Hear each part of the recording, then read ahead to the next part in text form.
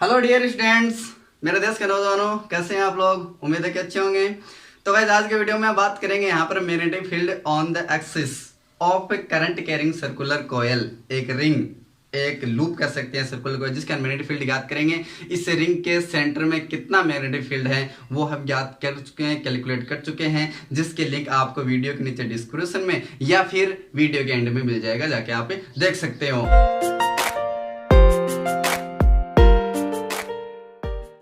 तो चलिए यहाँ पर शुरू करते हैं कि इस सर्कुलर कोयल है उसकी एक्सिस पर किसी पॉइंट पर मैग्नेटिक फील्ड कितना है, चलिए कैलकुलेट करते हैं। और जो भी आलसी लोग हैं उन आलसी लोग के को बता दूं कि हमारे टेलीग्राम चैनल पर इसके नोट्स जो है, नोट्स के पीडीएफ फाइल डाल दिए मैंने, जाके वहां से आप डाउनलोड कर सकते हैं। तो देखिए हमारे पास मैग्नेटिक फील्ड याद करें इसके, तो हमारे पास ये सर्कुलर कोयल है और जिसमें आई जो है करंट की, आई जो है करंट प्रवाहित हो रहा है और जिसकी रेडियस कितनी है, आर है। और इसके सेंटर ओ से एक्स डिस्टेंस पर कोई पॉइंट पी है जिस पर हमें मैग्नेटिक फील्ड ज्ञात करना है। एक्सिस, इसी एक्सिस पर मैग्नेटिक फील्ड ज्ञात करना है, इस पॉइंट पी पर हमें ज्ञात करना है। ठीक है, तो एक्सिस पर हमें ज्ञात करना है।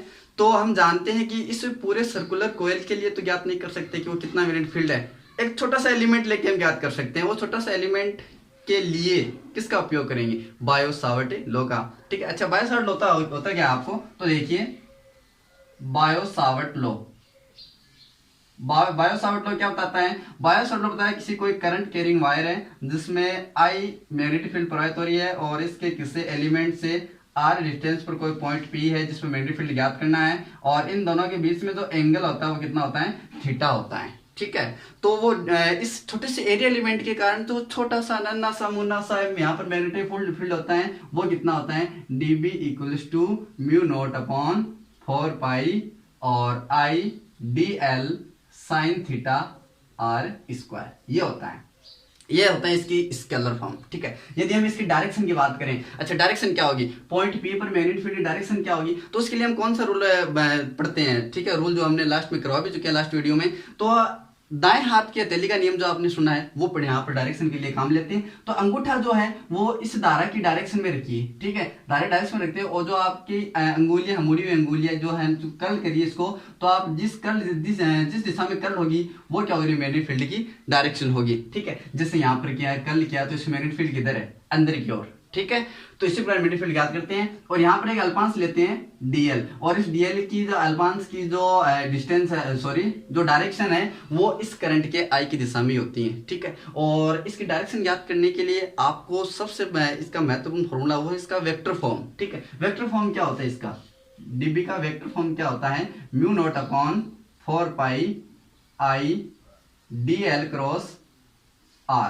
ठीक है, और अपॉन r क्यू, ये होता है इसका वेक्टर फॉर्म जो हमें डायरेक्शन बताता है मैग्नेटिक फील्ड की। यहाँ पर डायरेक्शन क्या है? ठीक है, तो देखिए अब dl और जो क्रॉस r वेक्टर है, दोनों वेक्टर, दोनों क्रॉस प्रोडक्ट हो रहा है। तो यदि हमें तीसरी कोई वैल्यू निकालनी है तो मैं भी कह दूंगा वो उसके परपेंडिकुलर होगी। जैसे a वेक्टर है, कोई b वेक्टर है और हमें c प्राप्त करना है। ठीक है, वेक्टर जो c है वैल्यू प्राप्त करनी है, तो मैं कह दूंगा c जो है वो उस a और b के क्या होगी? परपेंडिकुलर होगी। ध्यान रखना इस चीज को, बहुत चीज मोस्ट है ये dl और r, यानी मैं कह दूंगा आपकी dl जो है वो परपेंडिकुलर होगा किसके?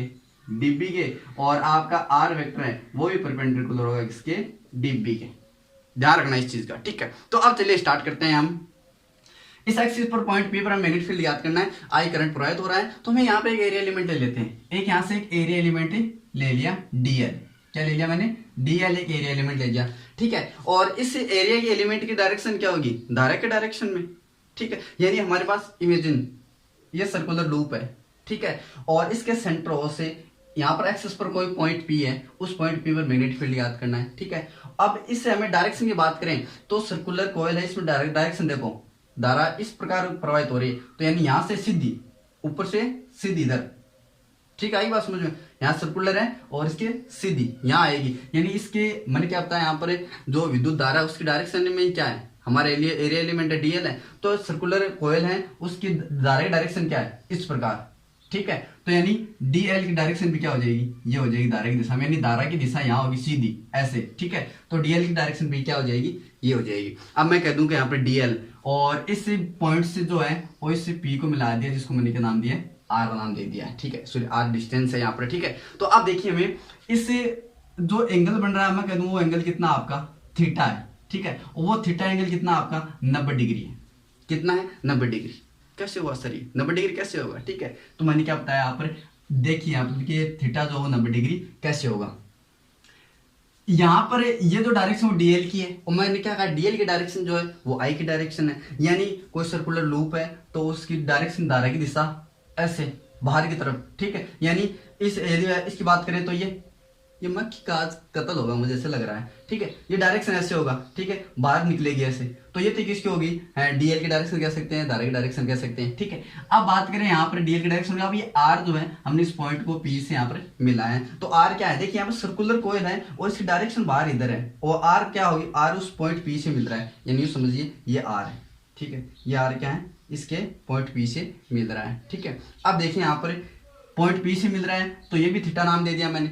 अच्छा, ये जो है वो 90 डिग्री क्यों होगा, वो 90 डिग्री क्यों होगा यहाँ पर, तो मैंने कहा इसके परपेंडिकुलर होगा, आर जो है इस थीटा के क्या होगा, परपेंडिकुलर होगा। देखिए इधर इस मैग्नेटिक फील्ड की डायरेक्शन परपेंडिकुलर होगा। मैंने यहाँ पर अभी बताया था कि आपका आर जो है वो किसके होता है परपेंडिकुलर, ये देखिए आर डीबी मैग्नेटिक फील्ड की दिशा में, ठीक है, और यहाँ पर डीएल की दिशा ये है, तो ये थीटा क्या हो जाएगा 90 हो जाएगा। अब देखिए यहाँ पर ये 90 हो गया तो इसको थीटा नाम दे दिया। अच्छा, यहाँ से देखिए अब ये थीटा नाम दे दिया मैंने, तो इसकी मैग्नेटिक फील्ड की यहाँ से पी से डायरेक्शन क्या होगी, ठीक है, पी की डायरेक्शन क्या होगी, तो यहाँ से देखिए ये डायरेक्शन थी डीएल की, और डीएल को अंगूठों को हम यदि इसकी दिशा में रखें तो मुड़ी हुई अंगुलियां जो है वो किस दिशा में जा रही हैं, मैग्नेटिक फील्ड की दिशा बताती है यहाँ पर। तो यहाँ से देखिए किसको कर्ल किया तो नीचे की तरफ इस प्रकार आ रही है पॉइंट पी पर। यहाँ पर देखिए इमेजिन कीजिए यहाँ पर सर्कुलर कॉइल है, इसकी डायरेक्शन वहाँ है डीएल की या फिर आई की, और उससे उस पॉइंट पी पर आर है, ठीक है, और इस पॉइंट पी पर मैग्नेटिक फील्ड ज्ञात करना, तो यहाँ से देखिए अंगूठे को कर्ल कीजिए उस पॉइंट पी पर, देखिए यहाँ से कर्ल करना है तो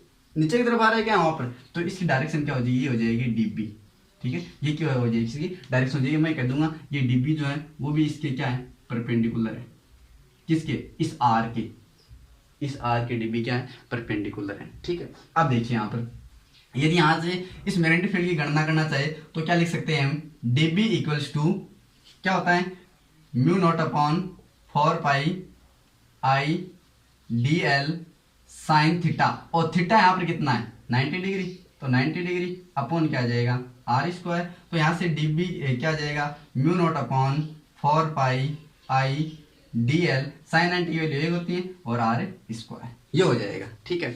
अब देखिए आगे देखिए इसी के साथ एक एरिया एलिमेंट यहाँ से ले लेते हैं डीएल, ठीक है, और जिसकी डायरेक्शन भी क्या होगी यही होगी ना डीएल की, करंट आई इसमें इस प्रकार आ रहा है तो यहाँ से बाहर की तरफ, ठीक है, तो ये क्या किसकी और डायरेक्शन हो जाएगी डीएल की डायरेक्शन हो जाएगी। उसी प्रकार यहाँ से एक डिस्टेंस ले लेते हैं आर से पॉइंट पी तक, और सेम यही आ जाएगा, ठीक है।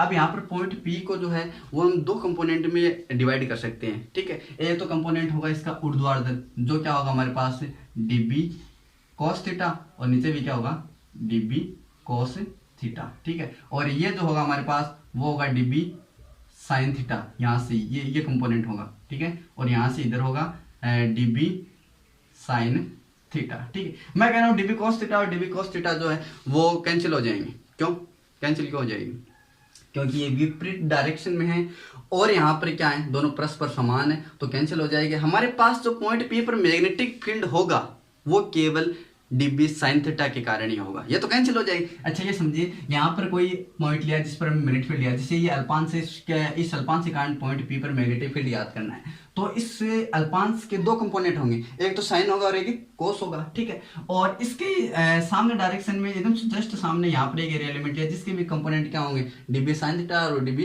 Cos theta. मैं कह रहा हूँ डीबी कोस थीटा और साइन थीटा कोस थीटा जो परस्पर समान होने के कारण दोनों से क्या हो जाएंगे कैंसिल हो जाएंगे, केवल क्या बचेंगे इस एरिया एलिमेंट का डीबी साइन थीटा और इसी का भी डीबी साइन थीटा, यानी इस सर्कुलर कॉइल पर जितने भी हम एरिया ये कंपोनेंट ले तो कोस थीटा तो सारे कैंसिल हो जाएंगे, केवल क्या बचेंगे डीबी साइन थीटा, यानी हमारे पास पॉइंट पी पर जो मैग्नेटिक फील्ड प्राप्त होगा वो डीबी साइन थीटा के कारण प्राप्त होगा, ठीक है। तो यदि हम मैग्नेटिक फील्ड लिखना चाहें कि इसमें बी नेट जो मैग्नेटिक फील्ड नेट कितना होगा, तो हम इंटीग्रेशन करेंगे इसका डीबी का नहीं डीबी साइन थीटा का करेंगे, क्योंकि यही तो बच रहा है केवल। अच्छा, कई स्टूडेंट के मन में सवाल आ रहा होगा सर यहाँ पर 2 डीबी साइन थीटा लिखो, यहाँ पर देखिए dB sine theta dB sine theta 2 sine theta है तो क्या होगा 2 डीबी साइन थीटा होगा। नहीं, अगर आप हाँ आप 2 dB साइन थीटा ले सकते हो। कब? जब आपको इंटीग्रेशन कब कितने का करना हो, केवल आधी रिंग का ही करना हो। क्यों? क्योंकि यहाँ पर हमने डीबी साइन थीटा लिया है, इसका इंटीग्रेशन किया है, तो इसके सामने वाला एरिया एलिमेंट भी जो है वो भी कवर हो रहा है, यानी ये भी डीबी साइन थीटा कवर हो रहा है। ठीक है, और कोस थीटा जो वो तो कैंसिल हो गई, लेकिन आप 2 dB साइन थीटा करोगे तो यहाँ से 2 dB साइन थीटा करोगे तो यहाँ से भी 2 dB, ठीक है, 4 हो जाएंगे वो तो, ठीक है, ज्यादा जाएंगे ना। तो हम क्या करेंगे, आपको यदि 2 dB साइन थीटा लेना है तो आधी रिंग का इंटीग्रेशन करोगे, ठीक है, वो भी आप कर सकते हो। तो यहाँ से देखिए dB साइन थीटा, अच्छा बी नेट कितना हो जाएगा यहाँ से, डीबी की वैल्यू देखो ये है हमारे पास, कितनी है, म्यू नॉट अपॉन 4 पाई और I D L R square, ठीक है।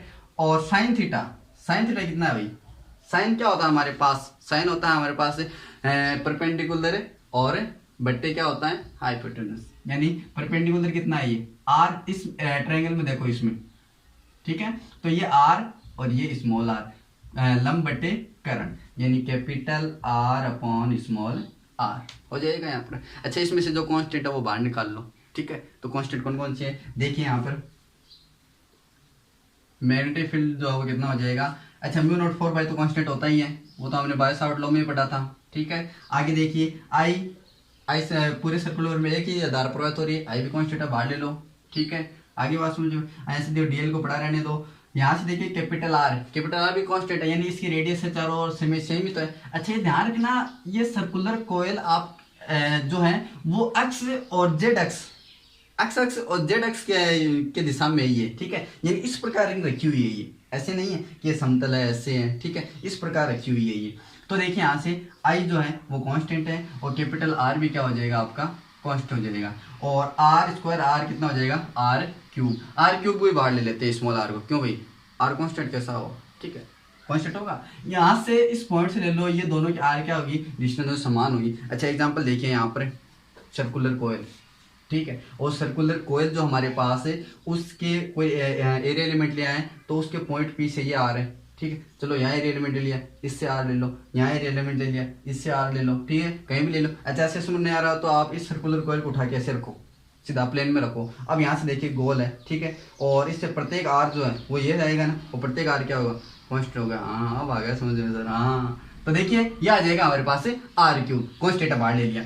डीएल जो है उसका हमें क्या करना है, इंटीग्रेशन करना है। तो फ्रेंड्स हमारे पास डीएल जो है उसका इंटीग्रेशन करना है। डीएल यहाँ पर क्या है, डीएल है इस पर टोटल एरिया एलिमेंट, उसका इंटीग्रेशन करना है। तो टोटल एरिया एलिमेंट जो किसके इक्वल होगा, इसके परिधि के बराबर, यानी हम कहेंगे कि 2 पाई कैपिटल आर के बराबर होगा, ठीक है। यहाँ से देखिए अब पाई से पाई कैंसिल हो गया और ये 2 बचा, ठीक है, आर स्क्वायर हो जाएगा, तो बी इक्वल्स टू क्या आ जाएगा mu naught upon 2 I r square upon r cube, ठीक है। अच्छा देखिए हमें आर क्यूब हमें तो इस अक्ष के फॉर्म में चाहिए, यानी इस सेंटर से ओ अक्ष की दूरी पर पॉइंट पी पर मैग्नेटिक फील्ड याद करना है, तो हमें आर तो यहाँ पर चाहिए नहीं, ठीक है, तो आर नहीं चाहिए तो आर को यहाँ पे वैल्यू रखो, ठीक है। कैसे रखेंगे यहाँ पर आर की वैल्यू, ये देखिए आर है, ठीक है, इस त्रिभुज में जो समकोण त्रिभुज में आप पाइथागोरस प्रमेय लगाओ, तो यहाँ से आर स्क्वायर इक्वल्स टू क्या हो जाएगा capital R square plus x square, ठीक है, और यदि दोनों तरफ वर्गमूल करेंगे तो ये क्या आ जाएगा 1/2, ठीक है, वर्गमूल 1/2 आधी घात होती है, तो ये आर की वैल्यू आ गई। और यदि हम आर क्यूब की वैल्यू निकालना चाहें तो आर क्यूब भी कितनी आ जाएगी 3/2, तो मैं आर की जगह यहाँ पर लिख सकता हूँ b equals to mu naught upon 2, ठीक है, और ऊपर आ जाएगा आई आर स्क्वायर, और यहाँ पर ये वैल्यू रख देते हैं, तो r square plus x square की पावर 3/2, ठीक है। और ये हमारे क्या होती हैं, वो इस सर्कुलर कोयल की एक्सिस पर मैग्नेटिक फील्ड होती हैं, ठीक है, इस पॉइंट पी पर इस एक्सिस पर क्या होता है मैग्नेटिक फील्ड होती हैं। ये हमारा आ गया फाइनली फॉर्मूला जो आपको याद रखना है, ठीक है।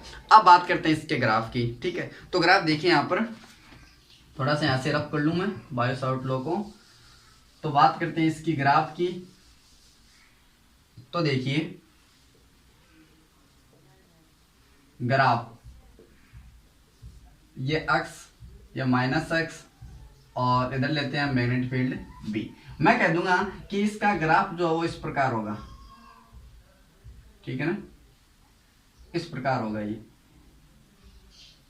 कैसे, मैग्नेटिक फील्ड क्या होता है हमारे पास, यही होता है। ठीक है, तो यहाँ देखिए एक्स की यहाँ पर हमें वैल्यू चाहिए, तो यदि मैं x इक्वल्स टू 0 लिख दूं, x इक्वल्स टू 0 लिख दूं, तो यहाँ पर x की जगह 0 रखा, तो यहाँ पर क्या आ गया आर स्क्वायर। ठीक है, यहाँ पर क्या है r square, square r cube बचा। ठीक है, आर क्यूब से एक आर स्क्वायर कट गया, यानी आपका मैग्नेटिक फील्ड कितना आया, म्यू नॉट आई और अपॉन 2r, ये मैग्नेटिक फील्ड बचा, जो आपका क्या होगा, मैक्सिमम होगा। x यदि इक्वल्स टू 0 है तो आपका मैग्नेटिक फील्ड जो है वो क्या होगा, मैक्सिमम होगा।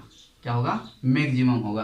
तो यहाँ पर देखिए x की वैल्यू क्या रखी हमने, 0, और x की वैल्यू जहाँ यहाँ पर 0 रखेंगे तो मैग्नेटिक फील्ड क्या होगा, मैक्सिमम होगा। ठीक है, अब जैसे x की वैल्यू को बढ़ाते जाएंगे, जैसे मैंने x की वैल्यू जो है इनफाइनाइट लो आप, ठीक है, ये लो अनंत ले लिए मैंने, अब अनंत लिए तो यहाँ अनंत रखो, x की जगह अनंत रखा, अनंत में कुछ जोड़ा, अनंत अनंत की पावर 3/2, अनंत अनंत को 2 से मल्टीप्लाई किया तो अनंत, और इसमें डिवाइड में भाग करेंगे तो मैग्नेटिक फील्ड क्या आ जाएगा, 0। क्या आ जाएगा, 0, यानी आप x यानी अनंत पर क्या हो जाएगा, x पर आ जाएगा, बिल्कुल 0 हो जाएगा, यानी x की वैल्यू जैसे जैसे बढ़ाएंगे वैसे वैसे क्या आ जाएगा, आपका मैग्नेटिक फील्ड कम होता चला जाएगा। ठीक है, तो समझ में आया होगा।